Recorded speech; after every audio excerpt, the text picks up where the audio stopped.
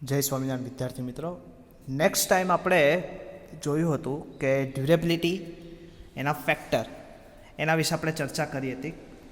હવે મિત્રો આજે આપણે જોવું છે ડિટોરિએશન ઓફ કોન્ક્રીટ, એટલે કે ડિટોરિએશન એટલે કે ખવાણ. ડિટોરિએશન એટલે કે ખવાણ, તો કે કોન્ક્રીટની અંદર કઈ અંશે ડિટોરિએશન થાય છે, તો કે ડિટોરિએશનને પ્રોસેસ કઈ છે, ડિટોરિએશન કેવી રીતે થાય છે, ડિટોરિએશન કયા સ્ટેજ દ્વારા થાય છે. કેમ કે કોઈ બી વસ્તુ હોય, તમે સમજો કે એ ડાયરેક્ટલી કોઈ, ધારો કે તમે કોઈ વસ્તુ લો છો તો ડાયરેક્ટ કોઈ વસ્તુ તૂટી નથી પડતી, કોઈ વસ્તુ ડાયરેક્ટલી બ્રેકડાઉન થઈ જાય ના. તો કે સ્ટાર્ટિંગમાં તમને કોઈક અણસાર આપે, અણસારમાં આપણે લોકો બહુ ધ્યાન ના દઈએ એટલે ધીરે ધીરે ધીરે ધીરે ધીરે ધીરે વધતું જાય અને અંતે એ મોટી કંઈક વસ્તુ કાં તૂટી જાય કાં બ્રેકડાઉન થઈ જાય. તો સેમ ઇઝ ઇટ પ્રોસેસ છે કે ડિટોરિએશન થવાના રીઝન માટે એક હોલિસ્ટિક, એક આપણે કહીએ કે holistic model of deterioration of RCC, કે જે concrete deterioration environmental effect PK Mehta concrete technology, કે પીકે મહેતા નામના રિસર્ચર હતા, એને પ્રેઝન્ટ કર્યું હતું SP-144 American centre institute Detroit. એના ઉપરથી આજે આપણે એ મોડલો સમજવાના છે. તમને કોઈ પૂછે તો આપણે ગભરાવાનું, તમારી બુકમાં નથી આપેલું, પણ તમારે કહી શકો કે પીકે મહેતા નામના રિસર્ચરે SP-144માં સ્ટાન્ડર્ડ પબ્લિકેશન 144માં અમેરિકન સેન્ટર ઇન્સ્ટિટ્યૂટ દ્વારા આ મોડલ ડિફાઇન કરવામાં આવેલા હતા. આજે એને ટોટલ 3 મોડલ ડિફાઇન કર્યા હતા. તો આજે આપણે એ 3 મોડલને ડિટેલ તો સમજવા છે. હવે જીટીયુ પર્પસ માટે આમાંથી તમારે 3 મોડલ કરવા જરૂર નથી, કોઈ બી એક મોડલ કરશો તો બી ચાલશે, પણ ખાસ થોડુંક ઇન્ટરેસ્ટથી કરજો, કેમ કે આ વસ્તુ શું થોડીક ઇન્ટરેસ્ટની છે. ક્લિયર? હવે આપણે પહેલું મોડલ લઈએ, મોડલ નંબર 1 વિઝિબલ છે ને તો બધા સ્ટુડન્ટને? ઓકે. આ સેમ ઇઝ ઇટ ઇઝ, હું એટલા માટે આ વસ્તુ તમને ભણાવું છું કે આ જ સેમ વસ્તુ તમારી બુકમાં આપેલી છે, અને સાથે સાથે લેક્ચરની સાથે સાથે તમે જો ભણતા જશો અને ત્યારબાદ લેક્ચર પૂરા થયા પછી તમે લોકો આ ડ્રો કરીને એસાઇનમેન્ટના ફાઇલ પેજમાં લખી દેશો તો પાક્કું થઈ જશે. પણ પાછળ 2 દિવસ પછી તમે લખવા જશો તો આ ભૂલાઈ જશે. એટલે આજે તાજું છે તો જેવો અહીંયાથી લેક્ચર પૂરો થાય અડધો કલાક પછી એવું તરત જ તમે લોકો લખી દેજો. Clear? According to this model of deterioration of concrete, deterioration process is consider in 2 stage. 2 સ્ટેજમાં આ પ્રોસેસને સમગ્ર રીતે વેચવામાં આવેલી છે. ક્લિયર? તો કે સર 2 સ્ટેજમાં કેવી રીતે? તો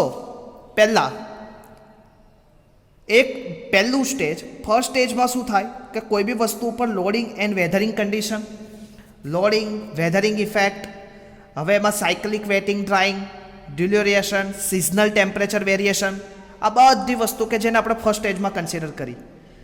The voids and micro cracks in interfacial zone between cement paste and coarse aggregate. હવે આ પહેલા ઝોનમાં મેં વાત કરી, પહેલા ઝોનમાં શું થાય છે કે આપણે ટેમ્પરેચર ચેન્જીસ થાય, સિઝનલ ઇફેક્ટ એટલે કે શિયાળા પછી ઉનાળો, ઉનાળા પછી ચોમાસું, આવી રીતે સિઝનલ ઇફેક્ટ થાય, સૂકું પડે, ભીનું થાય, ડ્રાય થાય, ટેમ્પરેચર કોન્ટ્રાક્શન, એક્સપાન્શન થાય. આને લીધે શું થાય છે, એક માઇક્રો ક્રેક્સ ઇન્ટરફેશિયલ ઝોન ઉપર જનરેટ થાય બિટવીન સિમેન્ટ પેસ્ટ અને કોર્સ એગ્રીગેટ. કોર્સ એગ્રીગેટ અને સિમેન્ટ પેસ્ટની વચ્ચે એક માઇક્રો ક્રેક જનરેટ થાય, અને આ ક્રેક એવી જનરેટ થાય અને રેન્ફોર્સિંગ સ્ટીલ બીકમ ઇન્ટરલિંક, એટલે કે આ જે ક્રેક હોય એ રેન્ફોર્સિંગ સ્ટીલ જોડે શું હોય, લિંકઅપ થઈ જાય. એટલે હવે આ ક્રેકની અંદર કંઈક કેમિકલ કે કોઈકની અસર શરૂ થાય એટલે સીધું કોની જોડે લિંકઅપ થશે, રેન્ફોર્સમેન્ટ જોડે. એટલે કે when interlink network micro crack get connected to any crack present in concrete surface, this provide the primary mechanism. આને આપણે this provide primary mechanism of fluid transport into the interior of concrete. Clear? તો આપણે જોઈએ હવે આ વસ્તુ મેં જે કથા, આમ તો તમને લાગ્યું કે સાહેબ શું બોલ કર્યું થોડીક વાર, પણ મેં કઈ જ બોલ બધું આ વસ્તુ અહીંયા આપેલી છે. આ water tight concrete structure containing pores and micro cracks. Clear?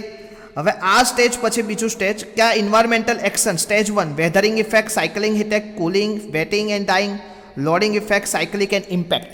હવે તમને થશે કે સાહેબ સાયકલિક અને ઇમ્પેક્ટ એટલે શું? 3 પ્રકારના લોડ આવે, ગ્રેજ્યુઅલ, સડન એન્ડ ઇમ્પેક્ટ. અહીંયા જે સાયકલિક લોડ છે, સાયકલિક એટલે કે ઇમ્પેક્ટ, સાયકલ વાઇઝ કે કન્ટિન્યુઅસલી એકને એક જેવો લોડ આવ્યા કરે, ઇમ્પેક્ટ. હવે ઇમ્પેક્ટ લોડનું કોઈ એક્ઝામ્પલ તમને લોકોને ખબર છે? તમારે મને આજ આપવાનું છે ઘરેથી. તમે લોકો લેક્ચર ભરીને મને તરત જ જે છોકરાઓ મને મોકલશે, મને ખબર પડશે કે આ છોકરાઓ લેક્ચર ભરે છે. અધરવાઇઝ હું કન્સિડરેશન કરીશ કે આ છોકરા કોઈ લેક્ચર ભરતા નથી, ખાલી કોકે મોકલેલું લખી નાખે છે.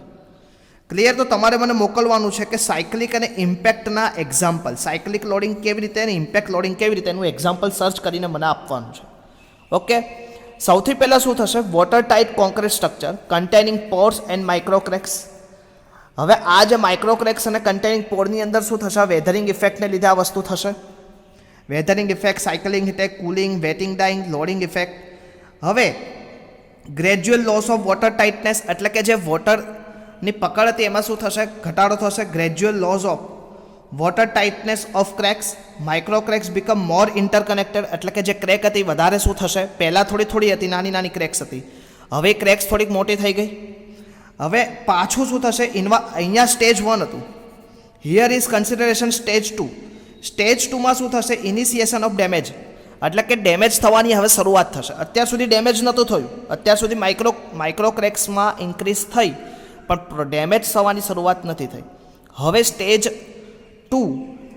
2માં શું થશે? Initiation of damage. Initiation of ડેમેજમાં શું થશે? પેનેટ્રેશન ઓફ વોટર અંદર શું થશે? જશે. Penetration of O2 and CO2 એટલે કે જે માઇક્રો ક્રેકની જે ક્રેક હશે એની અંદર O2 CO2ની અસર થશે, કેમ કે હવે તમને ખબર છે કે લિંકઅપ કોની જોડે થયું છે? રેન્ફોર્સમેન્ટ જોડે. અને penetration of acidic ion, calcium and oxide ion, sulphur oxide. Clear? તો આ આયનો બધા એકબીજા જોડે કનેક્ટેડ થશે. એને લીધે શું થશે? એક તો expansion of concrete due to increasing hydraulic pressure, pores due to corrosion of steel, sulphate attack of cement, alkali attack on aggregate, freezing of water અને રિડક્શન સ્ટ્રેન્થ ઓફ કોન્ક્રીટ. એટલે કે આ વસ્તુને લીધે શું થશે? આટલી વસ્તુ થશે.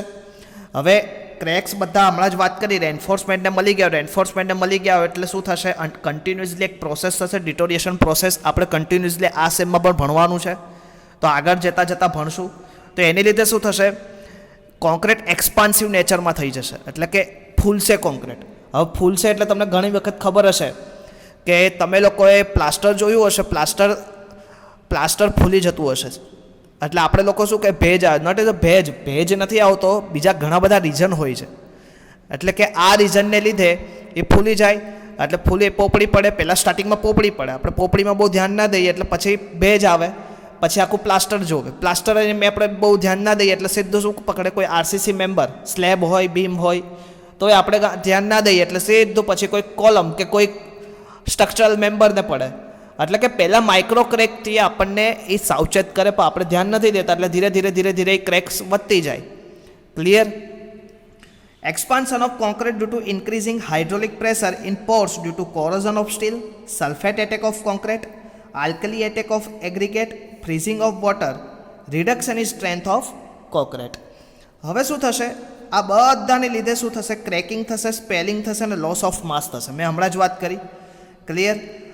અને આ પ્રોસેસ જો હજી ધ્યાન નથી દેતા એટલે રિટર્નિંગ પાછી આના પ્રોસેસ શરૂ થયા કરશે. એટલે કન્ટિન્યુઅસલી આ પ્રોસેસ શું થશે? ચાલતી રહેશે એક સાયકલિંગ પ્રમાણે. ક્લિયર? તો આ હતું મોડલ 1. ક્લિયર? મોડલ 1ને આપણે કયા 2 સ્ટેજમાં વેચવાનું છે? Stage number 1. સ્ટેજ નંબર 1માં આપણે શું વાત કરી કે વોટર ટાઇટ કોન્ક્રીટ હતું, એની અંદર માઇક્રો ક્રેક હતી પણ ઇન્વાયરમેન્ટલ ઇફેક્ટને લીધે એની અંદર કંઈ ક્રેક ડેવલપ થઈ અને આ ક્રેકને લીધે થોડુંક હવે એની જે વોટર ટાઇટનેસમાં ઘટાડો થયો. હવે સ્ટેજ 2 આપણે ધ્યાન નથી દેતું, સ્ટેજ 2 આવ્યું. સ્ટેજ 2માં શું થયું? પાછું આને જ પ્રોસેસ થઈ પણ હવે કંઈક પ્રોસેસ અલગ થઈ. પાણી અંદર ઉતર્યું, CO2 O2ની અસર થઈ, ઓક્સાઇડ એટલે કે જે એસિડિક દ્રવ્યો હતા એની કંઈક અસર થઈ સરફેસ ઉપર, એને લીધે વધારે ડિટોરિએશન થયું તો એની લીધે કંઈક કેમિકલી ફિઝિકલી ઇફેક્ટ થઈ કોન્ક્રીટની સપાટી ઉપર. અને કોન્ક્રીટની સપાટી ઉપર આ ઇફેક્ટ થવાને લીધે એની જે પકડ હતી, સ્ટ્રેન્થમાં ઘટાડો થયો, બોન્ડિંગ ઘટી ગયું. બોન્ડિંગ ઘટે એટલે શું થશે? કાં તૂટી પડશે, કાં પોપડી પડશે, કાં પછી શું થશે? માસમાં, હમણાં અહીંયા જ લખ્યું સ્પેલિંગ, લોસ ઓફ માસ છૂટું પડી જશે. તો આ પ્રોસેસમાં આજે આપણે ધ્યાન નથી દેતા એટલે સેકન્ડલી આ પ્રોસેસ કન્ટિન્યુઅસ રિપીટિંગ થયા કરશે. ક્લિયર? તો આ શું હતું? તમારું મોડલ નંબર 1. ખૂબ જ ઇઝી છે. હવે આપણે એની થિયરી બેઝ થોડુંક સમજી લઈએ. તમારે બધા પાસે ડ્રો કરેલું હશે તો આપણે થોડુંક થિયરી બેઝ સમજી લઈએ.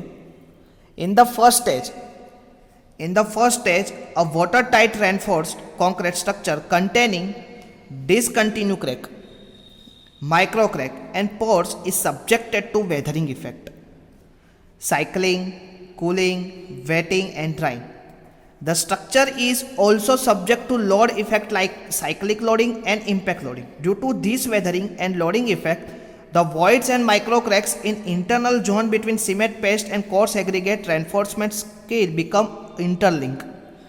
When the interlink network of micro crack gets connected to any crack present at a concrete surface, એટલે કે આ શું થશે, ઓલરેડી જે પ્રેઝન્ટ ક્રેક હશે એની જોડે આ મેચઅપ થશે.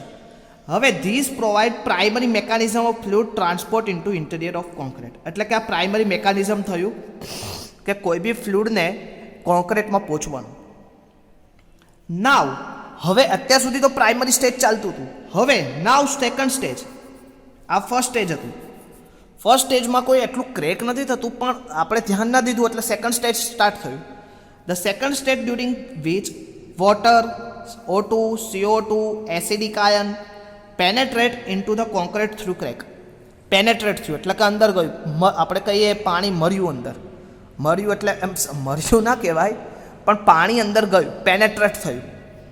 Crack, the presence of this elements facilitates various physical chemical interaction as a result of which the material undergoes cracking, spalling and loss of mass resulting in partially loss of strength and stiffness. કે સાહેબ strength અને stiffness તો બંને વસ્તુ અગત્યની છે. Strength as well as stiffness. Stiffness means serviceability. આપણે આ સબ્જેક્ટને બે રીતે આપણે ભણીએ છીએ. ચેપ્ટરનું નામ જ છે આપણું ડ્યુરેબિલિટી એન્ડ સર્વિસેબિલિટી. એટલે સર્વિસેબિલિટી ક્રાઇટેરિયા બી જોવાના છે અને સ્ટ્રેન્થ ક્રાઇટેરિયા પણ જોવાના છે. ક્લિયર? એટલે આ જ સ્ટેજની અંદર મોડલ 1 કે જે પીએચ મહેતાએ જે આ વસ્તુ કરી હતી, પીકે મહેતાએ જે આ મોડલ 1 કર્યું હતું, તો મોડલ 1માં તમને બે સ્ટેજ આવ્યા. પહેલા સ્ટેજમાં શું થયું, ઓનલી પેનેટ્રેટ અને માઇક્રોક્રેક ઇન્ટરકનેક્ટેડ થઈ. સ્ટેજ 2માં શું થયું, પેનેટ્રેશન થયું અને એને લીધે લોસ ઓફ માસ અથવા તો લોસ ઓફ સ્ટ્રેન્થ એન્ડ સર્વિસેબિલિટીમાં ઘટાડો થયો. તો આ હતું deterioration process model 1 as per holistic deterioration process. આવી જ રીતે મિત્રો આપણે બીજી મોડલ 2 જોઈએ તો આપણી પાસે જ છે મોડલ 2. હવે according to this model the deterioration process is consider in a 3 stage. According to this model deterioration process, આપણે સમજીએ કઈ પ્રોસેસ, ડિટોરિએશન પ્રોસેસને જ સમજીએ છીએ. એટલે કે અહીંયા deterioration process is consider in 3 stage.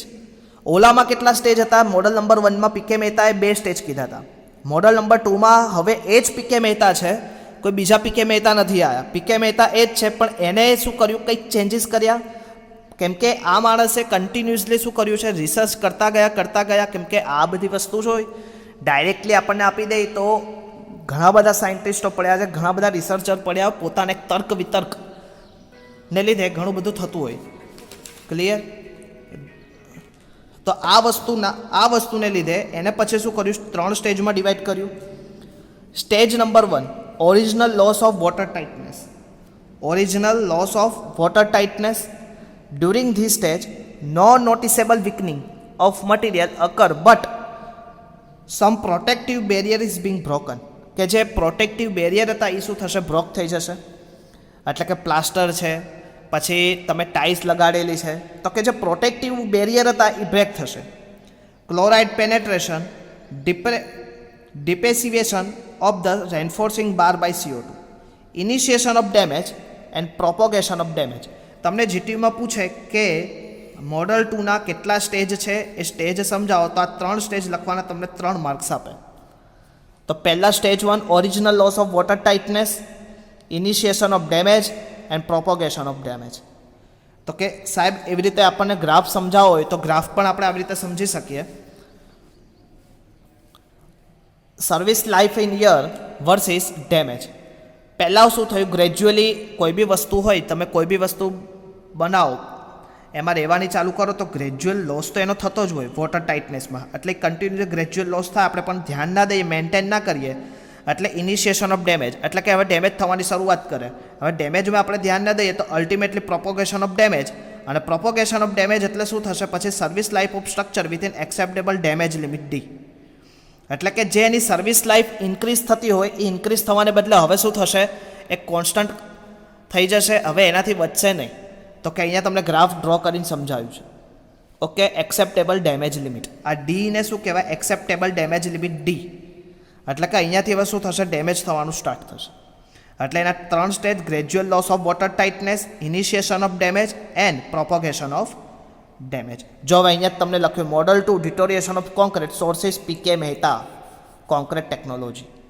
એટલે કોન્ક્રીટ ટેકનોલોજી પીકે મહેતા પણ અમેરિકન સેન્ટર ઇન્સ્ટિટ્યૂટ ડેટ્રોઇટ 1994માં આ વસ્તુ કરેલી છે. ક્લિયર? એટલે વિચારો આપણે હજી કેટલા પાછળ ચાલી રહ્યા છીએ, લોકો કેટલું હજી આને તો કેટલું રિસર્ચ થઈ ગયું. રિપેર ઇઝ અ હિયર, અત્યારના સમયમાં કોન્ક્રીટ ટેકનોલોજીમાં રિપેર અને રિહેબિલિટેશન અને રેટ્રોફિટિંગ ઉપર ખાસું બધું રિસર્ચ અત્યારે મોડિફિકેશનમાં થાય છે, અને ઘણા બધા ડે ટુ ડે કંઈક ને કંઈક નવું રિસર્ચ આવ્યા કરે છે. જો આ બધા જોડે તમારે સાંકળતું રહેવું પડશે. જો આ ફિલ્ડમાં તમારે કંઈક આગળ જઈને પીજી લેવલ ઉપર જવું હશે, કે જેને આ ફિલ્ડમાં રસ જ છે અને કંઈક નવું કરવાની ઈચ્છા છે, તો આ બધી વસ્તુ એને રીડ કરતી રહેવી પડશે. ક્લિયર? આપણી લાઇબ્રેરીમાં પણ ઘણી બધી જનરલો આવે છે, તો તમે એનો બી યુઝ કરી શકો. ઓલરેડી તમે કોન્ક્રીટ ટેકનોલોજીમાં એક છેલ્લું ચેપ્ટર આવ્યું હતું જનરલોનું, કે કઈ કઈ જનરલો હોય, કઈ કઈ પેપર રિસર્ચ હોય, પેપર રિસર્ચ પેપર કેવી રીતે વચાય, આ બધી વસ્તુ આપણી જોડે સમજાયેલી છે. પણ આપણે લોકો શું કરીએ છીએ, easy repeating, hard repeating, chapter is finishing. એટલે કે ઇઝી શીખી લઈએ, એક્ઝામ આપી દઈએ, એક્ઝામ પાસ કરી દઈએ, આગળ જતા રહીએ. પણ આનાથી એક રિસર્ચ માઇન્ડ ડેવલપ નહીં થાય. ક્લિયર? તો આ શું હતું, મોડલ નંબર 2. મોડલ નંબર 1ને 2 સ્ટેજમાં ડિવાઈડ કર્યું હતું. Model number 2 define in 3 stage. Same process. હવે આપણે આગળ જઈએ, મોડલ નંબર 3ને આપણે કન્સિડરેશન કરીએ. હેલો સ્ટુડન્ટ્સ, હવે તમને મોડલ નંબર 3 દેખાય છે, થોડુંક વિઝિબલ છે? મને ખાલી કહી દેજો. ઓકે, હવે આ તમે જોવો છો અહીંયા 3 વસ્તુ તમને દેખાડેલી છે. એને સમજતા પહેલાં હું થોડુંક બીજી વસ્તુ શીખવાડું. Sorry, this model I am sorry, just minute.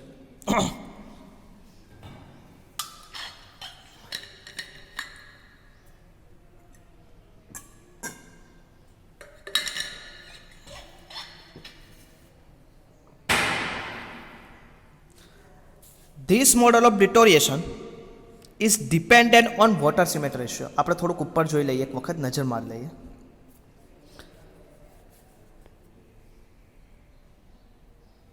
Visible છે ને સરખું હવે?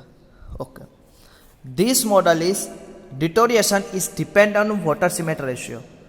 3 principal of elements model are interconnected pores in cement paste, exposure of aggressive agent, intermittent presence of water.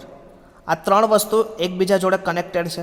Interconnected pores in cement paste, exposure to aggressive agent, intermittent presence of water. In absence of any of this 3 elements, damage to concrete will not અકર.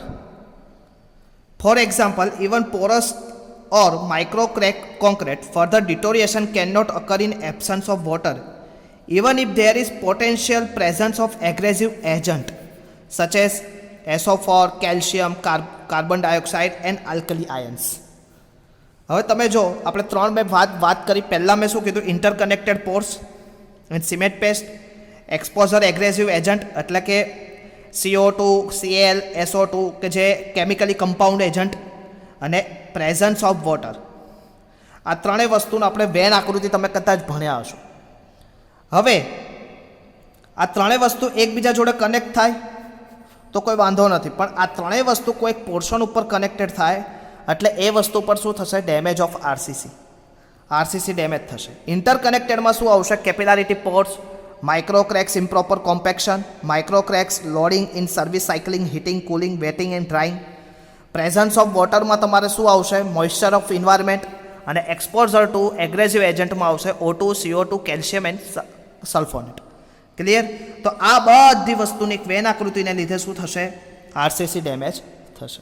તો આ હતું model number 3. Model number 3 ને 3 અલગ પ્રકારમાં define કર્યા: interconnected porosity, presence of water અને exposure to aggressive agent. Clear મિત્રો? તો આજે આપણે 3 મોડલ વિશે ડિટેલ ચર્ચા કરી. આગળના લેક્ચરમાં ડ્યુરેબિલિટી વિશે સમજ્યા હતા. હવે નેક્સ્ટ લેક્ચરમાં મિત્રો આપણે પરમિએબિલિટી વિશે ડિટેલ ચર્ચા કરવી છે. તો ફરીથી આપણે ફરીથી મળશું. ત્યાં સુધી મિત્રો, જય સ્વામિનારાયણ.